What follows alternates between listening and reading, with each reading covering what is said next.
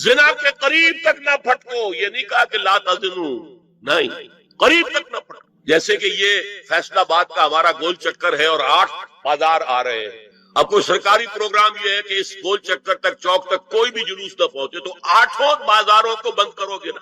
لہذا دور دور تک اللہ تعالیٰ نے وہ حدیں لگا دی ہیں کہ زنا کی ترغیب نہ ہو، زنا کے راستے جو ہے وہ مسدود ہو جائے۔ اور زنا کے بارے میں اب دیکھیے، یہ اس دور کی انٹلیکچوئل خیانت، ڈس آنیسٹی کا سب سے بڑا معاملہ۔ جدید نفسیات کا بابا آدم مانا جاتا ہے فرائڈ، اور فرائڈ کے نزدیک انسان کے محرکات عمل میں سب سے زیادہ طاقتور، سب سے زیادہ پوٹنٹ سیکس۔ مارکس نے قرار دیا پیٹ کو معاشی ضرورت، فرائڈ نے کہا نہیں، سیکس، سیکس ہے اصل محرک انسان میں۔ یہاں تک کہتا ہے ایڈیپس کمپلیکس، باپ اگر محبت بھری نگاہ سے بیٹی کو دیکھ رہا ہے تو یہ بھی سیکس ہے، اور ماں اگر بیٹے سے محبت کر رہی ہے تو یہ بھی سیکس ہے۔ انا للہ و انا الیہ۔ ان کمبختوں کا اصل یہ معاملہ ہے کہ ایک شے پر نگاہ جم گئی تو سب کچھ اسی کے گرد گھما دیا، ورنہ بات غلط نہیں ہے۔ Sexual motive one of the most important motives, no doubt. اگر یہ نہ ہو، اگر عورت میں مرد کے لیے اٹریکشن نہ ہو، اگر عورت کو مرد کی احتیاج نہ ہو تو تمدن ختم ہو جائے۔ کون شادی کا کھکیڑ مول لے گا؟ ایک پیٹ پالنا اور ہے، خاندان کی ذمہ داری اور ہو جائے گی۔ یہ اس قدر زبردست جو ہے، یہ موٹیویشن ہے، اندر سے جذبہ ہے اور اٹریکشن ہے شدید۔ اس اعتبار سے یوں سمجھئے جتنا زوردار گھوڑا ہو اتنی ہی زوردار لگام چاہیے اگر ڈسپلن میں رکھنا چاہتا ہے۔ لہٰذا اس سیکس کو ڈسپلن میں لانے کے لیے کہ قانونی تعلق ہو ایک مرد اور عورت کے درمیان، ازدواج ہو، شادی ہو جائے، یا دوسرا راستہ وہ بھی تھا جو آج کل نہیں رہا، باندھی ہو کسی کی، مل کے یمین ہو، ان کے اندر سیکشول انٹرکورس جو ہے وہ ہو اور اس سے باہر نکلنا بھی نہ چاہے۔ اس زنا کے بارے میں حضور نے جو، اچھا ایک تو میں آپ کو بتاؤں کہ قرآن اور حضور دونوں کس قدر حقیقت پسند ہے۔ سورہ آل عمران میں فرمایا زُيِّنَ لِلنَّاسِ حُبُّ الشَّهَوَاتِ مِنَ النِّسَاءِ والبنین والقناطیر المقنطرة من الذهب والفضة والخیل المسومة والانعام والحرث۔ انسان کے اندر محبت پلا دی گئی ہے، مزین کر دی گئی ہے، کن کن چیزوں کی؟ سب سے پہلے عورت، سب سے امپورٹنٹ موٹیو عورت، پھر بیٹے، پھر ڈھیروں مال، سونا چاندی، اعلیٰ گھوڑے نشان زدہ، اور مال مویشی اور کھیتی، لیکن سب سے پہلے عورت۔ زُيِّنَ لِلنَّاسِ حُبُّ الشَّهَوَاتِ مِنَ النِّسَاءِ وَالْبَنِينَ وَالْقَنَاطِيرِ الْمُقَنطَرَةِ مِنَ الذَّهَبِ وَالْفِضَّةِ وَالْخَيْلِ الْمُسَوَّمَةِ وَالْأَنْعَامِ وَالْحَرْثِ۔ اسی طرح دیکھیے حضور صلی اللہ علیہ وسلم فرماتے ہیں، یہ مسند احمد میں بھی حدیث ہے اور حاکم اور بیہقی نے بھی، عن انس ابن مالک رضی اللہ تعالی عنہ قال قال رسول اللہ صلی اللہ علیہ وسلم حبب الی النساء والطیب وجعلت قرۃ عینی فی الصلاۃ۔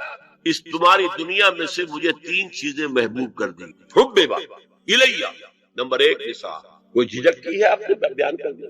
ہم شاید یہ جملہ کہتے ہوئے جھجکیں گے، اللہ کا رسول نہیں، حقیقت اس کا اعتراف کرو، بہت مضبوط موٹیو، اس میں کوئی شک نہیں، کوئی شک نہیں، کوئی شک نہیں۔ حبب الی النساء والطیب، خوشبو، وجعلت قرۃ عینی فی الصلاۃ، اور میرے آنکھوں کی ٹھنڈک نماز میں۔ اسی طرح خود قرآن میں سورہ احزاب میں جب حضور سے کہا گیا کہ اب بس جتنی شادیاں ہو چکی تھی آپ نے کر لی ہے، اب آئندہ نہ کی، وہاں بھی صاف الفاظ آئے ہیں، اللہ کو بھی واللہ لا یستحی من الحق، اللہ کو حق بات کہنے میں کوئی حیا یا کوئی جھجک نہیں ہے۔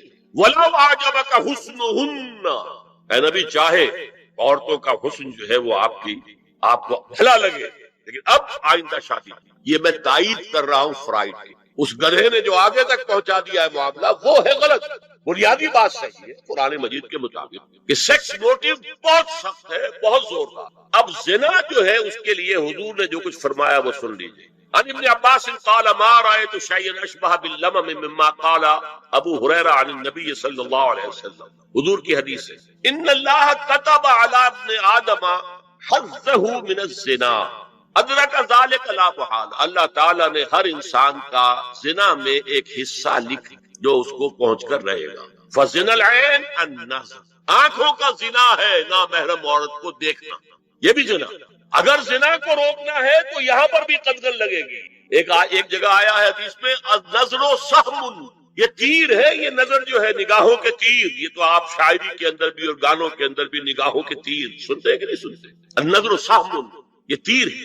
وزن اللسان النطق یا منطق، زبان کا زنا ہے کسی عورت سے گفتگو کر کے چٹخارے لے، عورت کی آواز میں بھی ایک لوچ ہے، حسن ہے، اللہ تعالیٰ نے اسے سراپا ایسا بنایا کہ مرد کے لیے اس کی ہر شے کے اندر اٹریکشن، اس کی آواز میں اٹریکشن ہے۔ والنفس تمنا وتشتہی، اور باقی رہ گیا نفس، وہ تمنا کرتا ہے کہ اب میں اس سے آگے بھی بڑھوں اور زنا بھی کر لوں، والفرد یصدق ذلک کلہ اور یکذب، لیکن یہ ہو بھی سکتا ہے نہیں بھی ہوتا، لیکن یہ زنا تو کر چکا نا، کان کا زنا اس نے کر لیا، آنکھ کا زنا اس نے کر لیا، زبان کا زنا اس نے کر لیا، تو زنا کی تعریف ہے۔ ایک اور روایت ہے جو مسلم میں ہے، عن ابی ہریرہ کتب علی ابن آدم نصیبہ من الزنا مدرک ذلک لا محالہ فالعینان زناہما النظر والاذنان زناہما الاستماع واللسان زناہما الکلام والید زناہا البطش والرجل زناہا الخطا والقلب یہوی وطلنا۔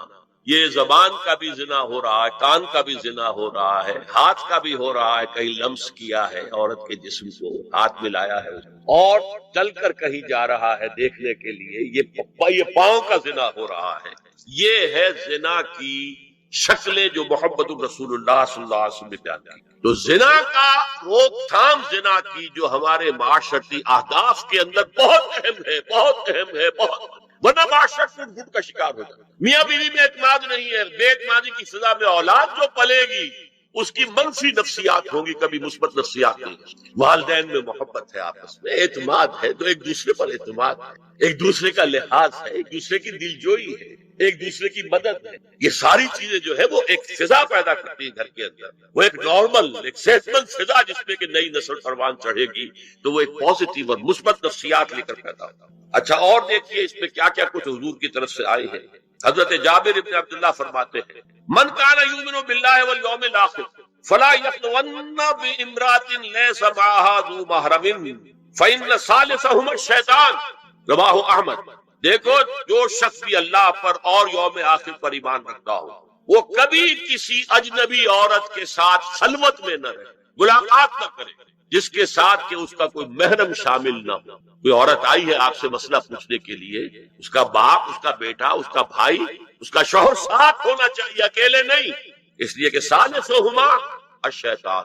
جہاں یہ ایک مرد اور ایک عورت جو ایک دوسرے کے لیے نامحرم ہے جب ملیں گے، تیسرا وہاں شیطان مرد۔ اسی طرح حضرت ابن عباس کی روایت ہے لا یخلون رجل بامرأۃ الا ومعها ذو محرم ولا تسافر المرأة الا مع ذی محرم، کوئی مرد کسی عورت کے ساتھ خلوت میں نہ ہو، اکیلے نہ ہو، مگر یہ کہ اس عورت کے ساتھ اس کا محرم موجود، اور کوئی عورت سفر نہ کرے جب تک کہ اس کے ساتھ محرم موجود۔ اب آئیے چھٹی بات، اسلام میں جو اصلاح کی گئی ہے مختلف میدانوں، اس کے دو اصول، نمبر ایک تدریج سے اصلاح ایک دم، نمبر دو اصلاح کا عمل گھر سے شروع، charity begins at home.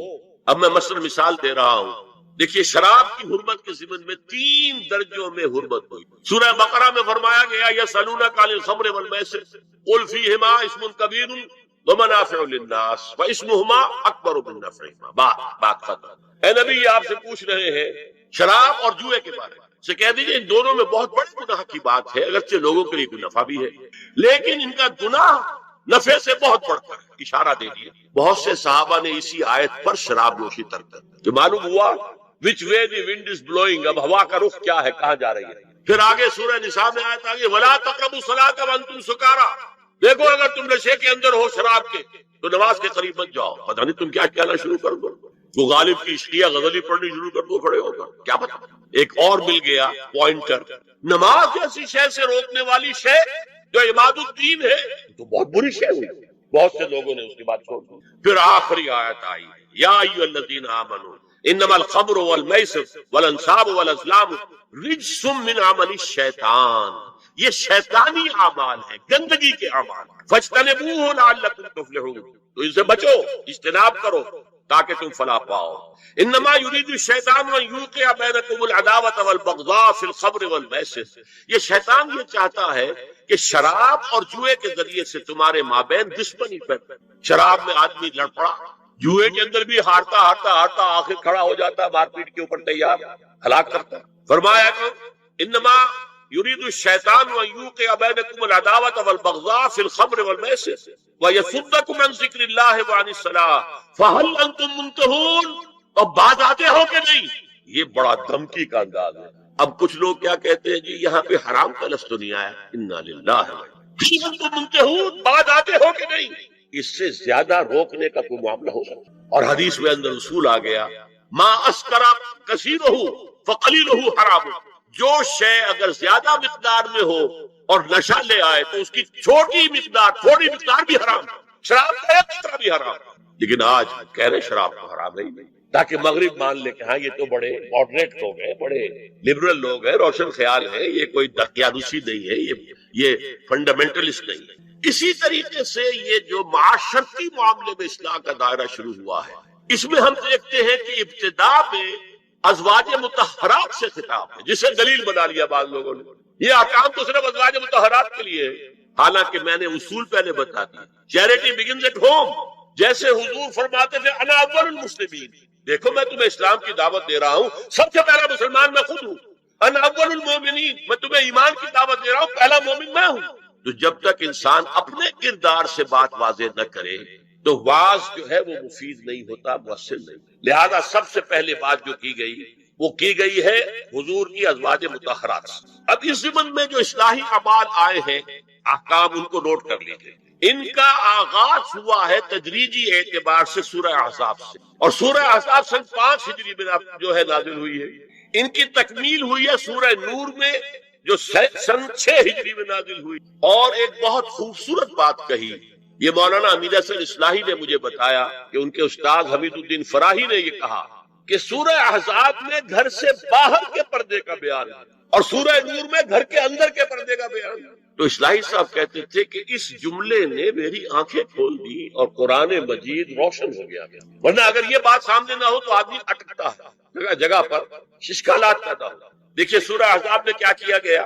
Number 1، پہلے خطاب ازواج مطہرات سے، بعد میں عام کر دیا۔ نمبر 2، بتایا گیا کہ عورت کا اصل کردار کیا ہے، اس کی اصل جگہ کیا ہے، گھر۔ نمبر 3، استیزان کے حکم کا آغاز ہو گیا کہ گھروں میں اجازت لیے بغیر داخل نہ ہو، لیکن یہاں بھی صرف نبی کے گھر کی بات ہوئی ہے، عام نہیں۔ پھر محرموں کی ایک چھوٹی فہرست ہے جو سورہ احزاب میں آ گئی ہے، اور گھر سے باہر کے پردے کا حکم آ گیا، یہ سورہ احزاب۔ سورہ نور میں استیزان اب عام کر دیا، کسی بھی گھر میں داخل مت ہو جب تک اذن نہ لے۔ یہ دیکھیے تدریج، پہلے حضور کے گھروں میں داخل نہ ہو، اب کسی بھی گھر میں داخل نہیں ہو سکتی بغیر استیزان۔ اور احادیث مبارکہ میں اتنی سختی آئی ہے، میں بعد میں آپ کو بتاؤں گا۔ دوسرے یہ کہ گھر کے اندر پردہ، جو محرموں سے پردہ، محرموں سے پردہ، محرم کون ہوتا ہے سمجھ لیجئے۔ محرم وہ ہے جس سے کبھی بھی کسی شکل میں کسی حالت میں شادی نہ ہو سکے۔ اب ایک آدمی جو ہے اس کے گھر میں فرض کیجئے کہ ایک بہن ہے، تو اس بہن کی دوسری بہن سے وہ شادی نہیں کر سکتا، اگر وہ بیوی مر گئی تو کر سکتا ہے کہ نہیں؟ اس لیے وہ محرم نہیں ہے، نا محرم، سالی نا محرم۔ آپ کا بھائی ہے، اس کی بیوی ہے، بھابھی ہے آپ کی، آپ دیور ہیں، بھابھی سے شادی تو نہیں کر سکتے، لیکن اگر بھائی کا انتقال ہو جائے آپ شادی کر سکتے ہیں۔ تو شادی ہو سکتی ہے تو وہ محرم نہیں ہوا، وہ نامحرم۔ محرم صرف وہی ہے جس سے کبھی کسی حال میں شادی کا امکان ہو۔ اس کی ابتدائی فہرست جو ہے سورہ احزاب میں ہے، تفصیلی فہرست جو ہے وہ سورہ نور میں ہے۔ اب دیکھیے گھر کے اندر بیٹھنے سے متعلق کیا بات کہی گئی۔ بزار اور ترمذی میں حضرت عبداللہ ابن مسعود سے نبی ایک کا یہ ارشاد نقل ہوا ہے، ان المرأۃ عورۃ، عورت چھپا کر رکھنے کی۔ ہمارے ایک نوجوان ساتھی نے ایک دفعہ مضمون لکھا تھا بڑا پیارا، انہوں نے کہا کہ قرآن مجید میں جو اشارات حور مقصورات فی الخیام، وہ حوریں جو ہوں گی وہ خیموں کے اندر وہیں رہیں گی، قصر کہتے روک دینے کو، باہر نہیں نکلتی، مقصورات فی الخیام، حوروں کا کانہن لؤلؤ مکنون، ایسے ہوں گے کہ جیسے کہ موتی جسے چھپا کر رکھا ہے۔ عورت چھپا کر رکھنے کی شے ہے، المرأۃ کلھا عورۃ، عورت کہتے ہیں اس کو ہے جسے چھپا کر رکھا جائے۔ ان المرأۃ عورۃ فاذا خرجت، جب وہ گھر سے نکلتی ہے، استشرفها شیطان، اب شیطان جو ہے اس کو طاق میں رکھتا ہے۔ واقرب ما تکون لروحۃ ربها وهي فی قعر بیتها، وہ اپنے رب کی رحمت سے قریب ترین ہوتی ہے، جبکہ اپنے گھر کے بھی کسی اندرونی حصے صحن میں ہوگی تو شاید ادھر ادھر کے کوٹھوں سے نظر پڑ جائے۔ اسی لیے فرمایا مردوں کے لیے مسجد میں نماز افضل 28 گنا، اور عورت کے لیے گھر کی نماز مسجد سے افضل، گھر کے صحن کی مسجد سے افضل، دالان کی صحن سے افضل، کمرے میں اس سے افضل، اور کمرے کی کوئی بغلی کوٹھڑی ہے تو اس میں سب سے افضل۔ یہ احادیث نبی اکرم صلی اللہ علیہ وسلم مزاج ہے نا، اس سے بن رہا ہے، ایک معاشرت وجود میں آ رہی ہے۔ یہ ساری چیزیں کیوں آ رہی ہیں؟ اور سنیے، عبداللہ ابن احمد ابن حنبل نے زوائد الزہد میں اور ابن ابی شیبہ نے، ابن سعد نے اپنی کتابوں میں مسروق کی روایت نقل کی ہے کہ حضرت عائشہ جب تلاوت قرآن کرتے ہوئے اس آیت پر پہنچتی تھی وَقَرْنَ فِي بُيُوتِكُنَّ، تو بے اختیار رو پڑتی۔ قرآن کہتا ہے اپنے گھروں میں رہو۔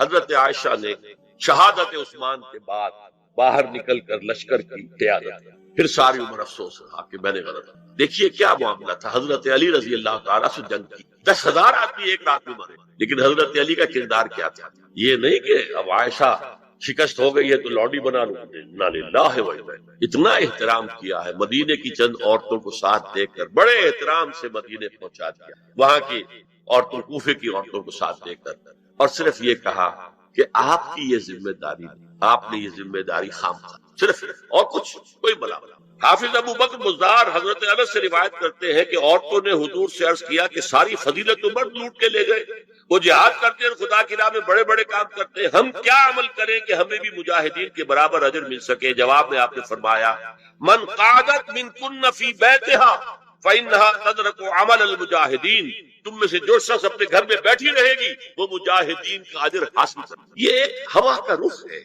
بتایا جا رہا، یہ نظام ہے جس کو اس شکل میں دیا جا رہا۔ اب میں چاہتا ہوں سورہ احزاب کی جو آیات ہیں ان کے حوالے سے کچھ باتیں جو حکمت دین کی ہے اور بہت اہم ہے وہ آپ کے سامنے آ جائیں۔ دیکھیے میں نے سب سے پہلے آیت پڑھی تھی لَقَدْ كَانَ لَكُمْ فِي رَسُولِ اللَّهِ أُسْوَةٌ حَسَنَةٌ، اے مسلمانوں تمہارے لیے اللہ کے رسول کی زندگی میں ایک بہترین نمونہ ہے اسوہ حسنہ۔ ایک بات اس میں غور طلب ہے، مردوں کے لیے تو اسوہ کامل ہے، مرد اگر سپہ سالار ہے تو اسوہ موجود ہے حضور کا، مرد اگر صدر ریاست ہے، خلیفہ ہے تو اسوہ موجود ہے رسول کا، کوئی قاضی القضات ہے تو اسوہ موجود ہے رسول کا، کوئی کسی مسجد میں خطیب ہے، امام ہے تو اسوہ موجود، باپ کی حیثیت سے اسوہ موجود ہے، شوہر کی حیثیت سے اسوہ موجود ہے کہ مردوں کی کوئی حیثیت ایسی نہیں جس کے لیے اسوہ حضور کی زندگی میں نہ ہو، لیکن ایک خلا ہے، عورت کی جسمانی زندگی کے لیے تو حضور کی زندگی میں کوئی اسوہ نہیں ہو سکتا، حضور مرد ہے۔ یہ ہے فلسفہ، یہ ہے حکمت کہ جس صورت میں یہ آیت آئی لَقَدْ كَانَ لَكُمْ فِي رَسُولِ اللَّهِ أُسْوَةٌ حَسَنَةٌ لِمَنْ كَانَ يَرْجُو اللَّهَ وَالْيَوْمَ الْآخِرَ وَذَكَرَ اللَّهَ كَثِيرًا، اے لوگو، اے مسلمانوں، تمہارے لیے اللہ کے رسول کی زندگی میں ایک اسوہ کامل ہے، عمدہ اسوہ ہے ہر اس شخص کے لیے جو اللہ کا امیدوار ہے اور یوم آخر کو بھی مانتا ہے اور اللہ کا ذکر کرتا ہے کثرت سے۔ اب اس خلا کو پر کیسے کیا؟ حضور کی ازواج کو بنایا گیا اسوہ خواتین، اور یہی ایک بہت سی اور بھی حکمتیں ہوں گی، ایک حکمت یہی تعدد ازدواج میں ہے، اور حضرت عائشہ کی اتنی کم عمر میں شادی کرنے میں ہے کہ دیر تک وہ امت کو پڑھاتی رہی، شوہر اور بیوی کے درمیان خالص پرائیویٹ معاملات کے اندر بھی ہدایت دیتی ہے۔ آخر وہ بھی انسان کی ضرورت ہے کہ نہیں؟ آپ کو معلوم ہے ایک مرتبہ بعض صحابہ نے آ کر کہا حضور یہ یہودی جو ہے ہم پر طنز کرتے ہیں کہ تمہارے نبی تمہیں بڑی چھوٹی چھوٹی باتوں کا حکم دیتے ہیں۔ آپ نے فرمایا کہو ہاں، ہمارے نبی نے تو ہمیں استنجا کرنا بھی سکھایا، بجائے کسی کمپلیکس کے انفیریورٹی کے سپیریورٹی کی بات کرو۔ استنجا ضروری شے نہیں، گندگی سے نجات پانا ضروری شے نہیں، طہارت ضروری شے نہیں، ہمارے نبی نے تو استنجا کرنا بھی سکھایا۔ تو تعلق زن و شوہر کون بتائے گا؟ حضور بتائیں گے۔ ازواج کو ضرورت ہوتی ہے، بڑا مسئلہ ہے، روزے میں کہاں تک جا سکتا ہے انسان، آخر کون بتائے گا؟ ازواج مطہرات کو بتائے۔ تو اسوہ بنانے کے لیے دیکھیے یہ آیات آئی ہیں، یہ 3 آیتیں سورہ احزاب کی یوں سمجھیے کہ نچوڑ ہے اس مسئلے میں۔ یا نساء النبی لستن کاحد من النساء، اے نبی کی بیویوں تم عام عورتوں کے مانند نہیں۔ تو کیا وہ عورتیں نہیں تھی؟ عورتیں تو تھیں۔ کیا ان کے احساسات عورتوں والے نہیں تھے؟ وہ تو تھے۔ کیا بات ہے، تم نبی کی بیویاں ہو، تمہیں اسوہ بننا ہے۔ ان اتقیتن فلا تخضعن بالقول، اگر تمہیں واقعی اللہ کا تقوی اور خوف ہے تو کسی اجنبی سے اگر بات کرنے کی ضرورت پیش آ جائے تو اپنی آواز میں لوچ مت پیدا کر۔ فَيَطْمَعَ الَّذِي فِي قَلْبِهِ مَرَضٌ، کہ جس شخص کے دل میں کوئی روگ ہے، گندگی ہے، وہ کوئی آس لگا بیٹھے کہ یہ جو مجھ سے گفتگو کر رہی ہے، جس انداز میں کر رہی ہے، جس لگاوٹ کے ساتھ کر رہی ہے، تو کوئی نہ کوئی موقع ہے میرے لیے۔ اِنَّا لِلَّهِ وَإِنَّا إِلَيْهِ راجعون۔ کڑک آواز میں وَقُلْ قَوْلًا مَعْرُوفًا، اور معروف بات کہو، صرف اس سے آگے بڑھنے کی کوئی ضرورت نہیں۔ وَقَرْنَ فِي بُيُوتِكُنَّ وَلَا تَبَرَّجْنَ تَبَرَّجَ الْجَاهِلِيَّةِ الْأُولَىٰ، اور قرار پکڑو اپنے گھروں میں، وقار کے ساتھ رہو اپنے گھروں میں، تمہاری اصل جگہ گھر ہے، باہر نکلنا تمہارا کام نہیں ہے۔ ہاں ضرورت ہو سکتی ہے اس کا بعد میں ذکر، لیکن فلسفہ کیا؟ عورت کی اصل جگہ اس کا گھر ہے۔ جو ڈیوٹیز کی تقسیم کر دی گئی ہے اللہ کی طرف سے، اس میں عورت کا اصل مقام اس کا گھر ہے۔ میں حدیث سنا چکا ہوں کہ جب گھر سے عورت نکلتی ہے تو شیطان تاکتا ہے اس کو، اور پھر ظاہر بات ہے کہ اس سے جو فتنے پیدا ہوتے ہیں وہ سب شیطان کے ذریعے۔ وَلَا تَبَرَّجْنَ تَبَرُّجَ الْجَاهِلِيَّةِ الْأُولَىٰ، اور جو جاہلیت تھی، اسلام کے آنے سے پہلے کا جو دور تھا، اس میں جس طرح تم بند سمر کر اور لوگوں کی نگاہوں میں آنے کے لیے نکلتی تھی، اب وہ طریقہ اختیار ہے۔ دیکھیے یہ بھی ایک بڑا نفسیاتی نکتہ ہے۔ مرد کے اندر قوت ہے، وہ اپنی قوت کا ظہور چاہتا ہے، کبھی جی چاہتا ہے دیوار کو کندھا دے مارے، راستہ چلتے کسی کو لگا کندھا، قوت ظہور چاہتا ہے۔ عورت کے پاس سب سے بڑا سرمایہ اس کا جسمانی حسن ہے، جسمانی طاقت تو نہیں ہے، اس کے اندر ایک عرض ہے کہ اپنے آپ کو ظاہر کرے۔ اس کا نام تبرج، بروج کہتے تھے ان برجیوں کو کہ جو فصیلوں کے اوپر ہوتی تھی، اور ظاہر بات ہے دور سے مسافر آ رہا تو پہلے تو برجی نظر آتی تھی، تو نگاہوں میں آنا، نگاہوں میں کھپنا، یہ تبرج جو تم جس طرح پہلے بناؤ سگھار کر کے نکلا کرتی تھی، اور تبرج الجاہلیہ اب چھوڑ۔ وَأَقِمْنَ الصَّلَاةَ وَآتِينَ الزَّكَاةَ، اور نماز قائم رکھو، زکات ادا کرو۔ وَأَطِیعْنَ اللَّهَ وَرَسُولَهُ، اور اللہ اور اس کے رسول کی اطاعت پر کاربند رہو۔ اب آئے الفاظ جو اہم ترین ہے، انما یرید اللہ لیذھب عنکم الرجس اہل البیت ویطہرکم تطہیرا۔ اے نبی کے گھر والیو، اللہ یہ چاہتا ہے کہ تم سے ہر طرح کی برائی، ہر طرح کی ناپاکی کو دور کر دے اور تمہیں پاک کر دے۔ پاک کرنا کر، خوب خوب خوب خوب، تطہیرا، یطہرکم تطہیرا۔ کیوں؟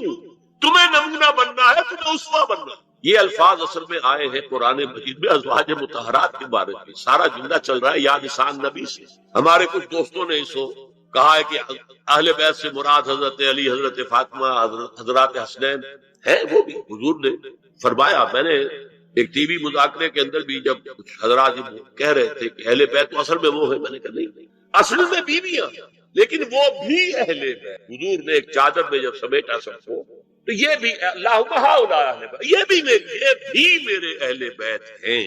سلمان منا اہل البیت، سلمان بھی ہمارے اہل بیت میں سے، جو جتنا قریب ہوا۔ لیکن قرآن میں یہ لفظ آتا ہے صرف بیویوں کی، ازواج کی۔ حضرت ابراہیم کے پاس جب فرشتے آئے تھے حضرت اسحاق کی ولادت کی خبر دینے کے لیے، تو جب حضرت سارہ نے سنا تو وہ آئیں اپنے 72 مارتی ہوئی اپنے پیشانی پر، آلد وانا عجوز وہذا بالی شیخ، کیا میں جنوں گی اب جبکہ میں بڑی پھوس ہو گئی ہوں اور میرا یہ شوہر جو ہے یہ بھی بڑھا پھوس ہے۔ 100 برس کی عمر تھی حضرت ابراہیم علیہ السلام، اور کتنی ہوگی اس کے آس پاس ہی ہوگی، 90-95 حضرت سارہ ہوگی۔ اس کو فرشتوں نے کہا تھا کہ کیا آپ اللہ کی رحمت سے مایوس ہو گئی؟ السلام علیکم وبرکاتہ اہل البیت، اے نبی کے گھر والی، اے نبی کے گھر والوں، تم پر اللہ کی سلامتی ہو رحمت۔ تو اہل بیت کا لفظ قرآن میں 2 جگہ آیا، یا حضرت سارہ کے لیے حضرت ابراہیم کی زوجہ، اور یا نساء النبی۔ تمہیں تو پاک کرنا ہے، پوری طرح پاک کرنا ہے، پوری طرح پاک کرنا ہے، تاکہ تم اسوہ بنو۔ جو خلا ہے اسوہ محمدی میں صلی اللہ علیہ وسلم، وہ تمہارے ذریعے پورا کرنا ہے۔ اس لیے پہلا خطاب جو ہے، اب یہ دونوں باتوں سے ہو گیا، ایک تو چیریٹی بگنز ایٹ ہوم، جو بھی اصلاح کا عمل ہو گھر سے ہونا چاہیے، اور نمبر 2 یہ کہ ازواج مطہرات کو امت کی تمام خواتین کے لیے ہمیشہ کے لیے اسوہ بنانا۔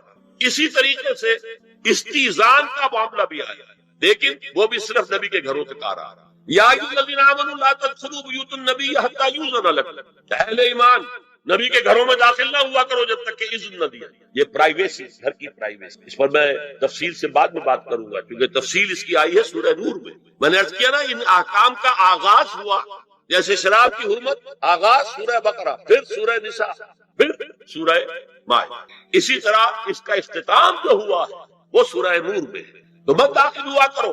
اور اس کے بعد فرمایا وَإِذَا سَأَلْتُمُوهُنَّ مَتَاعًا فَاسْأَلُوهُنَّ مِنْ وَرَاءِ حِجَابٍ. اور دیکھو اگر نبی کی بیویوں سے کوئی چیز مانگنی ہو تو پردے کی اوٹ سے مانگ. یہ حجاب کا لفظ آیا ہے جس کو کہا جاتا ہے کہ حجاب کا کوئی حکم قرآن میں ہے ہی نہیں. پہلے وہاں کے گھر کھلے ہوتے تھے پر کوئی پردہ وردہ نہیں ہوتا تھا, اور گھر کوئی کنالوں کے اور ایکڑوں کے تو نہیں ہوتے تھے, چھوٹے چھوٹے گھر.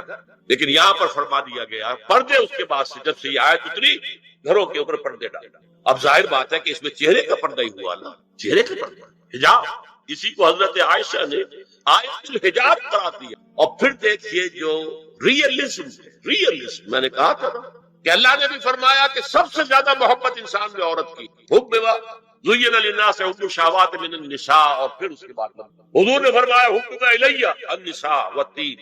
یہاں بھی فرمایا گیا ذَلِكُمْ أَطْهَرُ لِقُلُوبِكُمْ وَقُلُوبِهِنَّ. جو تقریب حضور سے صحابہ سے ثابت ہے ضرور کرو ضرور کرو ضرور کرو. عضوا علیہا بالنواجذ, اپنے دانتوں سے پکڑ لو. اور جو تقریب ثابت صحابہ سے یقیناً یہ کہیں باہر سے, یا تو ہمارا خاندانی ہم پس منظر جو ہے اکثر تو ہندوؤں سے مسلمان ہیں, وہ سادات ہوں صدیقی ہوں فاروقی ہو عثمانی ہو, وہی ہے نا جو باہر سے آئے تھے. آخر تو اکثریت یہیں سے وہ اپنا ہندوانہ پس منظر لے کر آئے.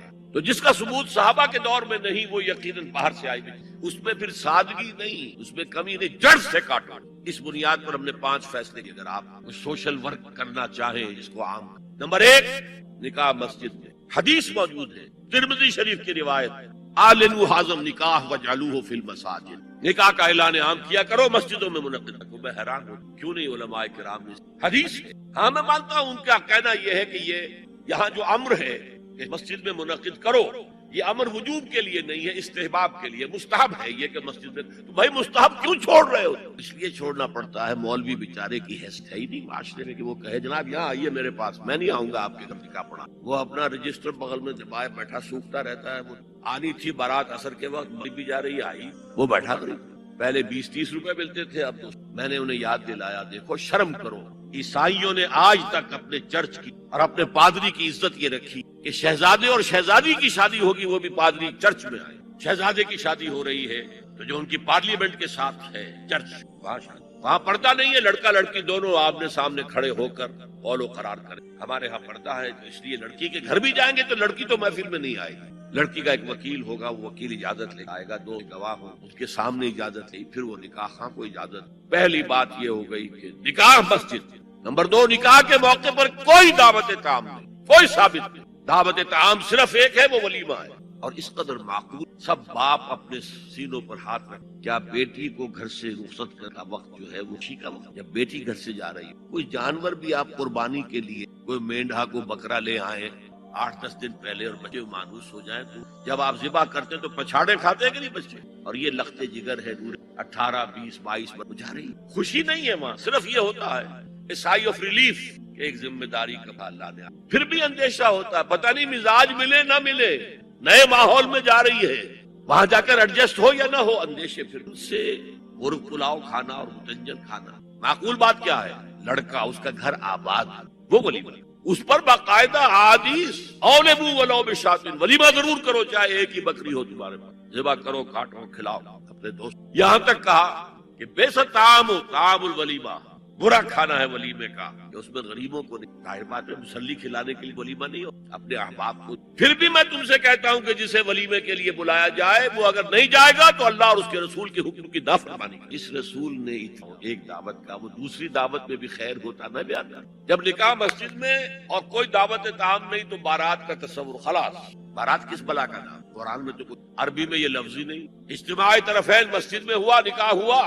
لڑکی کو حضرت فاطمہ کو رضی اللہ تعالی عنہ کچھ خواتین جا کر چھوڑائی حجرے میں, جو ایک انصاری صحابی نے کیا تھا, ان کا کوئی گھر بھی نہیں. کوئی حضرت علی آئے ہو, آ کر ودا کرا کے. چوتھی چیز, جہیز کا کوئی تصور اسلام نہیں. خالص ہندوانہ رسم, خالص ہندوانہ رسم, خالص ہندوانہ. ہندوؤں میں کیوں ہے, اس لیے ہے معقول بات کہ لڑکی کا وراثت میں کوئی حصہ ہی نہیں. وہ تو جب گھر سے نکل رہی ہے کوئی دے دلا کے رخصت کر دو, دان دہیج یہ خیرات ہے. لڑکی کا حق کوئی نہیں ہے گھر پر. اسلام میں تو لڑکی وارث, والد فوت ہو, والدہ فوت ہوگی ہے, شادی کی کوئی جہیز اسلام میں. غلطی سے حضرت فاطمہ کے جہیز کو جہیز کیا. وہ جہیز کیا تھا, 1 پیسہ بھی حضور کے اپنی جیب سے نہیں, اس شادی میں خاص بات کیا تھی کہ دولہا کے ولی بھی حضور ہی ہے، اور کون ہے؟ علی کا کون تھا مدینے، اور دلہن کے والد بھی۔ اب حضور پوچھتے ہیں حضرت علی سے، تمہارے پاس مہر دینے کے لیے کچھ فقراء صحابہ، فرمایا مہر تو دینا ہے، تمہارے پاس ایک زرہ ہوتی تھی؟ جی ہاں زرہ تو ہے۔ انہوں نے یہ سمجھا زرہ تو جہاد کے لیے ہے، کوئی مدد تو نہیں ہے۔ فرمایا جاؤ اسے بیچو یا گروی رکھ کے۔